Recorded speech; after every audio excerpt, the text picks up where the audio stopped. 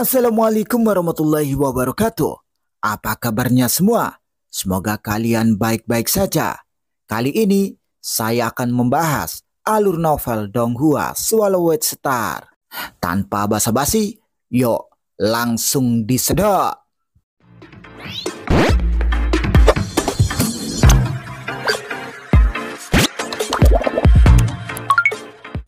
Melanjutkan dari cerita sebelumnya, masih dalam pertarungan melawan makhluk batu di alam mimpi. Saat ini, pedang di tangan Raja Dewa Wusin tiba-tiba terbelah menjadi 12 pedang. Ke-12 pedang ini membentuk formasi pedang dan mengepung pemimpin monster batu dan 3 monster batu super kuat secara bersamaan. Kaisar Guisu dan Raja Dewa Wusin bekerja sama dengan sangat terampil, dan ketika dia melihat temannya melakukan formasi pedang, dia juga melepaskannya sepenuhnya. Darah Hunyuan di tubuhnya meletus seluruhnya, dan aura berwarna darah yang melonjak menyebar.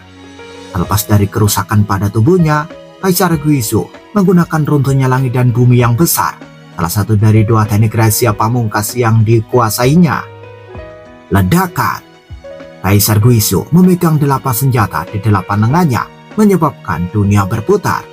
Pukulan pertama yang diayunkannya adalah palu berat yang memecahkan tubuh monster batu besar itu. Pukulan ketiga adalah kapak hitam, dan monster batu itu meraung dan tubuhnya terpotong. Dalam sekejap mata, gerakan terus-menerus yang menghancurkan dunia tampaknya mengembalikan semuanya ke dalam kekacauan, dan monster batu itu tercekik ke dalam aliran udara yang kacau. Adegan ini mengejutkan monster batu lainnya. Kaisar Guisu benar-benar ganas saat dia mengamuk. Luo Feng diam-diam terkejut. Monster batu itu sebanding dengan kekuatan Dewa Tiankun, dan tubuhnya sekuat daging garis keturunan Hunyuan Dewa Tiankun.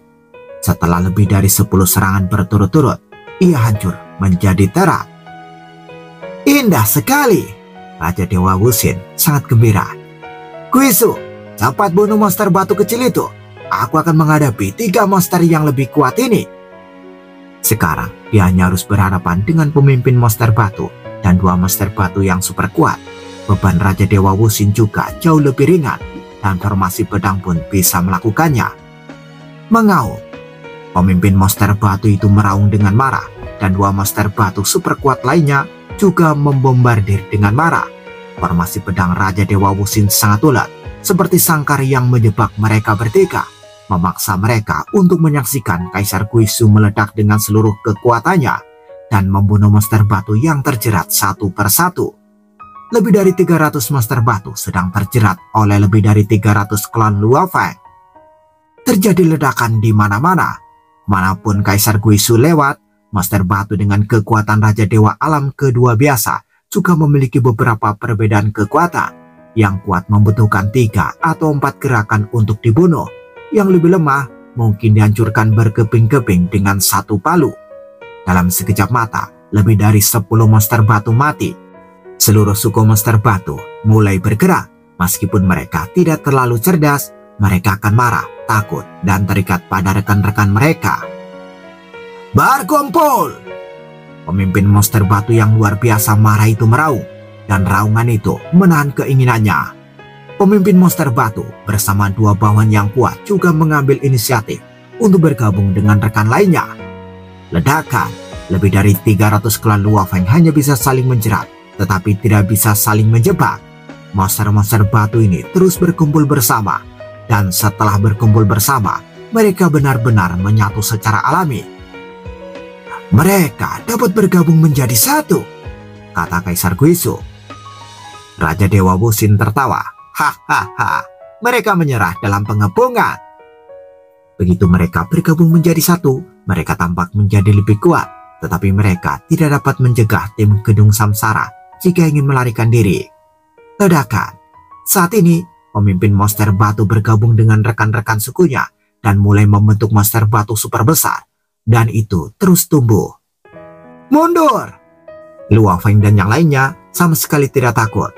Dengan metode pelarian pamungkas Raja Dewa Wusin, kelincahan dan kecepatan mereka jelas jauh lebih kuat daripada monster batu super besar itu, dan mereka dengan cepat menepisnya dan melarikan diri jauh. Mengaum, monster batu super besar itu meraung marah.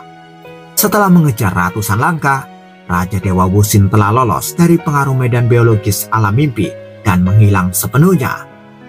Di tempat lain, mereka benar-benar membiarkan mereka melarikan diri. Jauh di sana, anggota Istana Dua Alam semuanya merasa sedikit kesal.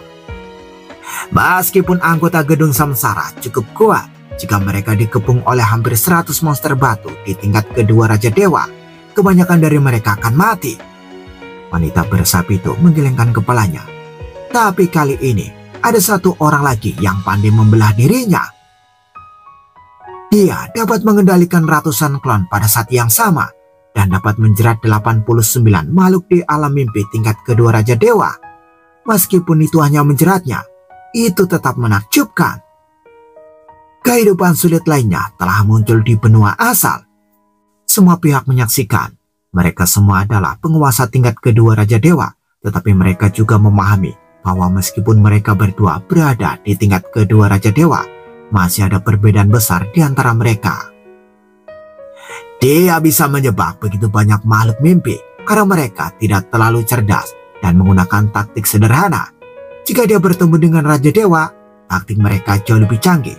Jika dia ingin menjebak satu, dia perlu menghabiskan banyak energi. Meski begitu, seharusnya tidak sulit untuk menjebak 7 atau 8 Raja Dewa tahap kedua.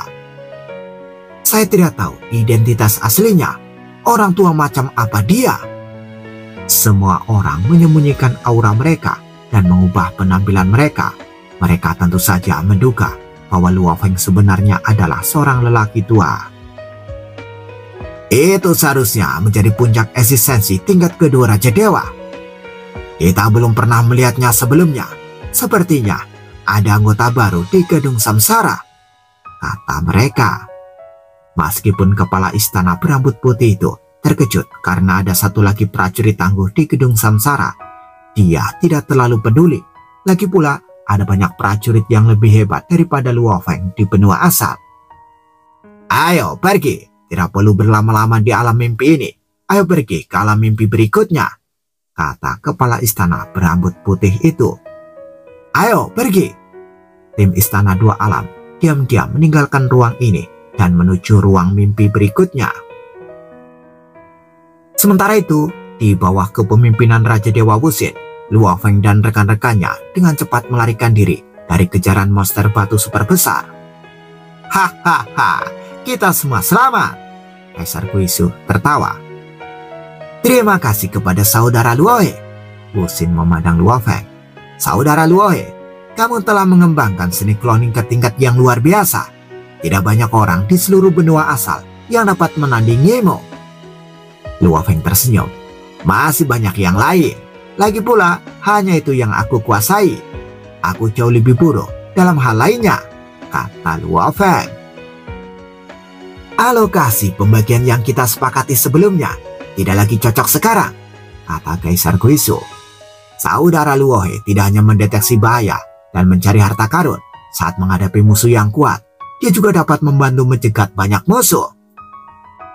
Kalau begitu, Guisu dan aku masing-masing akan memberikan setengah jatah kepada saudara Luohe. Dengan cara ini, Guisu, aku dan saudara Luohe masing-masing akan mendapatkan 30%. Kata Raja Dewa Wusin. Klan Luohe sangat kuat. Aku memanfaatkannya. Raja Dewa Yuntian berkata sambil tersenyum. Meskipun pembagian dia tidak berubah, ia menyadari keterbatasannya sendiri dan menganggap bahwa pembagian 10% sudah cukup baik mengingat kontribusinya. Kalau begitu, aku tidak akan menolak, kata Luo Feng. Dia tidak berpura-pura. Hebat sekali. Kita tertipu kali ini. Meskipun aku tidak tahu identitas asli wanita bersayap itu, aku telah bertemu dengannya berkali-kali di Tanah Harta Karun. Dia adalah anggota Istana Dua Alam, kata Kaisar Guisu. Istana Dua Alam berencana melawan kita lagi. Raja Dewa Wusin juga sangat marah. Saya telah mencoba melacak mereka tadi, tetapi mereka sangat pandai menyembunyikan metode mereka. Dan saya tidak mendeteksi jejak apapun. Lagi pula, tim Istana Dua Alam biasanya dipimpin oleh klan Master Istana. kepala istana dari Istana Dua Alam adalah alien, dan wilayah kekuasaannya sebanding dengan leluhur kedua negara. Dia sengaja bersembunyi, dan tidak seorang pun dari kita dapat menemukannya, kata Kaisar Guisu. Pada saat ini, Luo Feng juga mengerti mengapa kedua negara kuno itu menargetkan Istana Liangji, Menara Wanfa, dan Perahu Ruang dan Waktu. Karena ketika pasukan alien ini jumlahnya sangat besar, mereka dibagi menjadi beberapa tim yang dipimpin oleh para penguasa alien untuk bertarung memperebutkan peluang. Para penguasa alien memiliki mata yang tajam dan sedang mencari beberapa harta karun terbaik. Intensitas persaingan mereka jauh lebih kuat daripada persaingan di gedung samsara. Kita cari kesempatan nanti saja, kata Raja Dewa Wuxin. Saudara Luohe, sangat umum bagi berbagai kekuatan untuk saling bertarung. Anda akan melihat lebih banyak lagi di masa mendatang, kata Kaisar Guisu sambil tersenyum. Luo Feng mengangguk. Mari kita tinggalkan ruang mimpi ini. Istana Dua Alam juga telah menjelajah tempat ini. Saya kira hanya ada sedikit harta karun yang mudah ditemukan. Baiklah, kita pergi ke ruang mimpi berikutnya. Tim dari gedung samsara segera pergi dan melanjutkan penjelajahan ruang mimpi lainnya. Di dalam ruang hutan pegunungan ini, Luo Feng meninggalkan klon bentuk kehidupan dunia di sini. Klon ini menempati 1/1000 cadangan energi, dan seiring waktu, ia secara alami akan menyerap energi dan tumbuh perlahan. Saya telah menjelajahi hutan pegunungan ini melalui gedung samsara dan Istana Dua Alam. Harta karunnya sangat sedikit. Diperkirakan tempat ini akan relatif damai untuk beberapa waktu, gumam Luo Feng yang duduk bersila di atas sehelai rumput. Cobalah berlatih metode pemurnian hati penghancuran besar di sini. Luo Feng tidak terburu-buru pergi ke ruang dalam domain mimpi untuk berlatih, karena dia masih perlu menemani teman-temannya untuk berburu harta karun. Ruang dalam dari domain mimpi akan memberi terlalu banyak beban pada keinginan spiritual dan akan mempengaruhi performa tempur. Di ruang tengah alam mimpi, meski sesekali ada beberapa makhluk alam mimpi mengerikan yang bahkan Luo Feng tidak dapat mendeteksinya, dan dia diserang oleh makhluk-makhluk alam mimpi ini saat mencari harta karun. Dengan kekuatan Luo Feng dan yang lainnya, mereka masih mampu mengatasinya bersama-sama. Tim ini di bawah kendali Kaisar yang sangat kuat dan Raja Dewa Wuxin yang memiliki banyak trik, memiliki kerjasama tim yang kuat. Sekarang ada juga Luo Feng yang memiliki banyak klon dan sangat pandai menjerat musuh. Kemampuan tim untuk menangani resiko telah meningkat pesat. Hahaha, dengan adanya saudara Luohe di sini, kita jadi lebih aman menjelajahi alam mimpi. Kaisar Guisu tersenyum. Baru saja makhluk alam tertinggi itu mengejar anggota tim lainnya dengan gila-gilaan. Namun pada kenyataannya, semua anggota itu telah diubah oleh saudara Luohe. Raja Dewa Wuxin tertawa. Raja Dewa Yuntian juga merasa jauh lebih santai. Dulu, menjelajahi alam mimpi itu menakutkan dan berbahaya. Dengan rekan yang kuat dalam tim, itu benar-benar berbeda. Ini adalah satu-satunya trik yang kumiliki untuk mengkloning diriku sendiri, kata Luo Feng sambil tersenyum. Mereka duduk di tepi sungai sambil minum dan mengobrol, menunggu hasil eksplorasi klan Luo Feng. Tiba-tiba, Luo Feng dan yang lainnya memandang ke kejauhan. Sebuah tim tengah terbang dengan kecepatan yang sangat tinggi di kejauhan. Ada 9 sosok dalam tim tersebut. Pemimpinnya adalah sosok yang mengenakan jubah. Sosok tersebut memiliki 3 wajah. Satu merupakan wajah depan, sisi kiri, dan sisi kanan. Ketiga wajah tersebut tengah mengamati sekeliling. Menara Wanfa, Kaisar Guisu, Raja Dewa Wuxin, dan Raja Dewa Yuntian semuanya terkejut dan tidak lagi tersenyum. Luo Feng juga melihat sosok berjubah di tim. Apakah dia pemimpin Menara Wanfa? Tanya Luo Feng. Dia tidak pernah berurusan dengan pemilik Menara Wanfa. Dia tidak pernah berurusan dengan pemimpin Menara Wanfa, dan dia sama sekali tidak takut. Tetapi dia juga mengumpulkan informasi terperinci tentang pemilik Menara Wanfa ini. Para pendiri di balik Istana Dua Dunia, Menara Wanfa, dan Perahu Ruang dan Waktu. Ketiga kekuatan asing ini memiliki metode yang berbeda. Master Menara Wanfa konon menguasai Wanfa, Meski jurus-jurusnya terbatas di alam kekacauan, metode rahasia yang tak terhitung jumlahnya dapat membuat tim di bawah komandonya berubah secara kualitatif dan menjadi lawan yang paling sulit. Di Tanah Harta Karun, tim yang paling sulit dalam konfrontasi langsung adalah tim yang dipimpin oleh Master Menara Wanfa. Kaisar Guizu merasakan sedikit tekanan dan berkata melalui transmisi suara, "Ayo cepat tinggalkan dunia mimpi ini, jauhi mereka." "Ya, cepatlah pergi, semakin jauh dari mereka semakin baik." Raja Dewa Wuxin juga sedikit gelisah. Luo Feng mendesah. Master Menara Wanfa, padahal gerakannya ditekan, dan dia masih bisa membuat eksistensi puncak tingkat kedua Raja Dewa, seperti Kaisar Guizi dan Raja Dewa Wuxin merasa takut. Jika tubuh aslinya bisa datang, seberapa mengerikannya Master Menara Wanfa. Di sisi lain, Master Menara Wanfa memimpin tim dan melihat Luo Feng serta 4 orang lainnya dari kejauhan. Itu adalah tim Gedung Samsara, dan dibandingkan dengan masa lalu, ada 1 anggota lagi dengan sisik hitam dan tanduk emas. Ketika wajah Master Gedung Wanfa semuanya menatap ke arah tim Gedung Samsara. Dalam sekejap, mereka mengamati, mempelajari, dan mencatat banyak informasi dari berbagai aspek. Aku telah mengunci mereka. Jika mereka terus tinggal di ruang mimpi ini, kita dapat menemukan kesempatan untuk menghadapinya. Master Menara Wanfa menyampaikan pesan tersebut. Ya, Master Menara. 8 anggota di belakangnya, 6 diantaranya berada di level kedua Raja Dewa, dan 2 juga tak terkalahkan di level pertama Raja Dewa. Mereka adalah tim gabungan yang dipilih oleh Kepala Menara Wanfa. Tim Gedung Samsara di kejauhan segera pergi, dan hanya dalam sekejap mereka meninggalkan ruang mimpi ini. Mereka pergi meninggalkan ruang mimpi ini. Kepala Menara Wanfa menggelengkan kepalanya. Terlalu berhati-hati. Seluruh ruang mimpi memiliki jumlah ruang yang sangat besar. Setiap ruang berdiri sendiri-sendiri. Ketika Gedung Samsara meninggalkan ruang ini, Master Menara Wanfa akan kesulitan untuk terus menguncinya. Mereka takut kepada Master Menara. Guru, jangan khawatir tentang Gedung Samsara. Ada Raja Dewa tingkat kedua yang langsung memanggil guru. Master Menara Wanfa memang telah menerima 15 murid pribadi di antara anggota internal. Dalam hal kemampuan mengajar, dia masih di atas leluhur kedua negara dan juga di atas ras alien di belakang Istana Dua Alam dan perahu kesepian ruang waktu. Saat ini, Luo Feng dan timnya segera meninggalkan ruang mimpi. Setiap kali bertemu dengan Master Menara Wanfa, aku merasa gugup.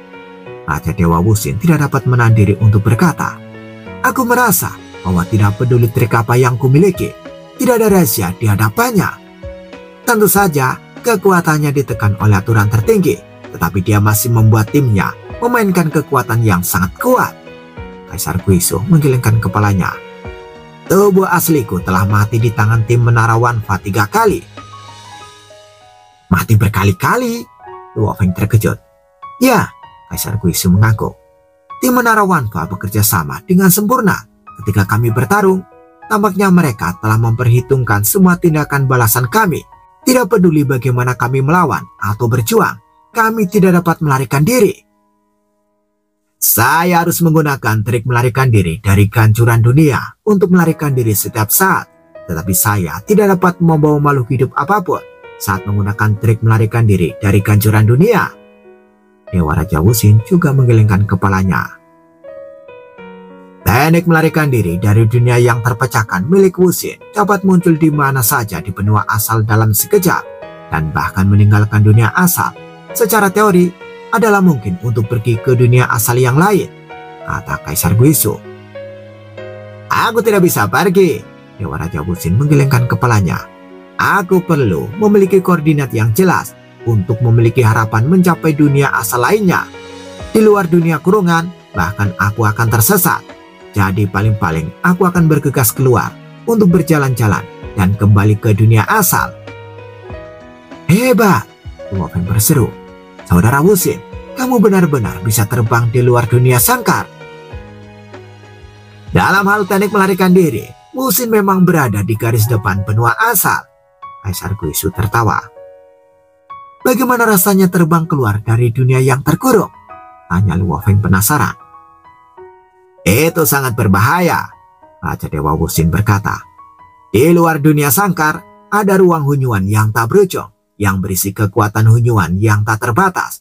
Setelah terkikis oleh kekuatan hunyuan, kita, makhluk hidup di dalam sangkar, akan segera terkikis dan berubah menjadi ketiadaan dan mati sepenuhnya. Bagaimanapun, kita masih makhluk yang terkurung. Makhluk hunyuan sejati itu bisa hidup dengan nyaman di ruang hunyuan, kata Raja Dewa Wuxin. Luo Feng pun mengerti. Kaisar Guisu berkata, kami telah bertemu dengan Istana Dua Alam dan tim Menara Wanfa. Kali ini, kami juga telah menjelajahi 5 ruang mimpi. Dan kami, sebaiknya kita pergi. Jangan serakah, Raja Dewa Wuxin juga mengangguk. Semakin banyak ruang mimpi yang Anda jelajahi, suatu hari Anda mungkin akan terjebak dalam perangkap besar. Saya setuju, Luo Feng mengangguk. Dia memiliki banyak klon yang telah tinggal di berbagai ruang mimpi dan mereka dapat berakar di sini. Ayo cepat pergi, aku agak takut saat melihat Master Menara Wanfa, kata Raja Dewa Yuntian. Ayo pergi. Sama seperti saat mereka datang, Raja Dewa Wuxin menggunakan teknik melarikan diri dari langit tersembunyi untuk memimpin seluruh tim kembali dengan tenang, dan mereka sekali lagi dengan hati-hati melewati area pintu masuk alam mimpi yang diblokir oleh 2 negara kuno dan kemudian berhasil kembali ke dunia normal benua asal. Dalam sekejap mata, seluruh tim melintasi jarak yang jauh dari pintu masuk alam mimpi dan tiba di Gunung Huangyao. Di dalam Gunung Huangyao, Luo Feng dan 4 orang lainnya benar-benar santai. Hahaha, penjelajahan alam mimpi kali ini berjalan sangat lancar. Meskipun kami diserang oleh Istana Dua Alam dan bertemu dengan beberapa makhluk alam mimpi yang kuat, itu jauh lebih mudah daripada sebelumnya dengan adanya saudara Luo He di sini. Kaisar Guisu tertawa. Sekarang mari kita bagi harta karunnya, Raja Dewa Wuxin juga berkata. Mata Luo Feng dan Raja Dewa Yuntian berbinar. Semua orang tahu bahwa harta karun yang kita ambil di alam mimpi kali ini bernilai sekitar 280 juta poin. Wuxin berkata, saudara Yuntian mendapat 28 juta poin. 3 orang lainnya masing-masing mendapatkan 84 juta poin. 84 juta poin? Luo Feng juga sedikit bersemangat saat mendengarnya. Baiklah, semuanya sudah didistribusikan. Raja Dewa Wuxin hanya membagikan harta karun itu dan memberikannya kepada ketiga sahabatnya. Luo Feng juga menerima tas luar angkasa yang berisi banyak harta karun langka. Semua harta karun ini tumbuh di lingkungan khusus alam mimpi dan sangat berharga. Namun, Luo Feng tidak berlatih garis keturunan hunyuan, jadi sebagian besar dari mereka tidak berguna baginya. Saudara Luo He, apakah Anda mengetahui informasi terperinci tentang harta karun di alam mimpi? Tanya Raja Dewa Wuxin. Hanya dengan mengetahui nilai terperincinya, kita dapat memanfaatkannya dengan lebih baik dan menjualnya kepada Raja Dewa lainnya. Aku tahu, Luo Feng mengangguk. Ngomong-ngomong, siapa di antara kalian yang memiliki obat harta karun 5 warna? Obat harta karun 5 warna dikatakan dibuat dari jantung binatang batas yang melampaui tingkat Raja Dewa. Hanya kedua negara kuno yang menjualnya. Dengan obat yang berharga ini, latihan Dao Agung asal mula kancuran seseorang bisa lebih lancar. Semakin tinggi pencapaian dalam aspek ini, semakin baik pula efek dari metode pemurnian hati kancuran agung. Tidak, Raja Dewa Guisu, Wuxin dan Yuntian semuanya menggelengkan kepalanya. Obat berharga 5 warna itu sangat langka.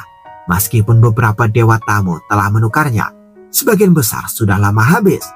Raja Dewa Wuxin berkata, kau bisa pergi mencari gurumu. Gurumu adalah kaisar. Luo Feng mengangguk. Operasi ini sudah selesai. Ayo kita pergi. Gu Xiu berkata sambil tersenyum. Oke, kita akan bertemu lagi untuk operasi berikutnya. Luo Feng dan yang lainnya semua tersenyum dan menanggapi, dan semua orang sangat puas dengan panen kali ini. Tentu saja, ia bersedia berpartisipasi dalam beberapa operasi berikutnya. Tak lama kemudian, Luo Feng dan keempat orang lainnya diam-diam bubar, meninggalkan Gunung Huangyao dan kembali ke tempat masing-masing. Bersambung bagaimana kelanjutan kisahnya? Tunggu jawabannya di episode selanjutnya. Dadah, semoga paham.